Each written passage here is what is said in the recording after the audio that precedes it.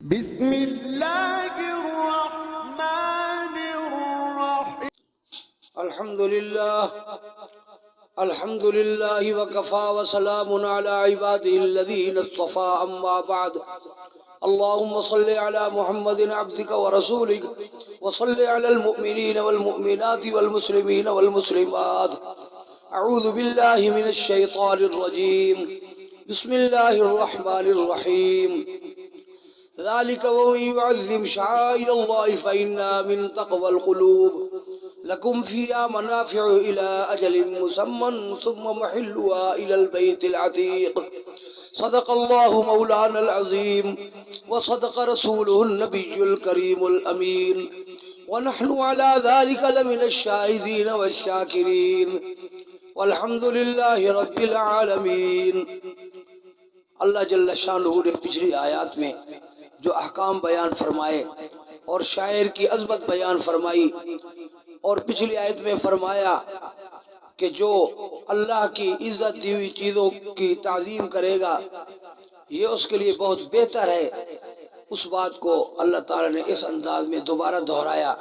ذالک ومن یعظم شعائر اللہ، پہلے حرمات اللہ فرمایا، اب اس کو پھر اصطلاحی انداز میں شاعر اسلام، شاعرہ کی جمع شاعرہ اس شے کو کہتے ہیں جو کسی شے کا شعار اور خاص علامت ہوتی ہے، شعور دلاتی ہے، اس کو شاعر کہتے ہیں.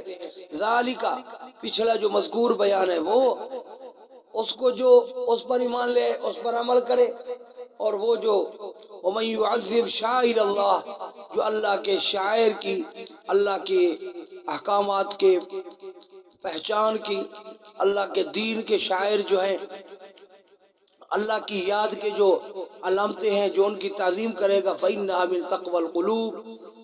اللہ کے شاعر کی تعظیم کرنا یہ دلوں کے تقوی سے ہے. کیا مطلب ہے؟ مطلب یہ ہے کہ اللہ تعالیٰ نے جن احکام کے بارے میں فرمایا، جن مقامات کے بارے میں تعظیم کا فرمایا، ان کی عظمت، ان کا علم، ان پر عمل، ان کی اہمیت، یہ انہی لوگوں کو ہے جن کو خوف خدا ہے. اور خوف خدا تقوی ہے.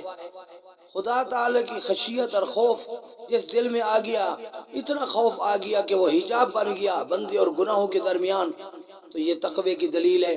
اس لیے فرمایا جو اللہ کے شاعر کی تعظیم کرے گا فَإِنَّهَا مِن تَقْوَى الْقُلُوبِ، اصل میں یہ کام کرنا قلوب کے تقوی سے ہے، اور جو کام کریں گے وہ متقی ہوں گے، اور تقوی پر سارے انعامات کا وعدہ ہے.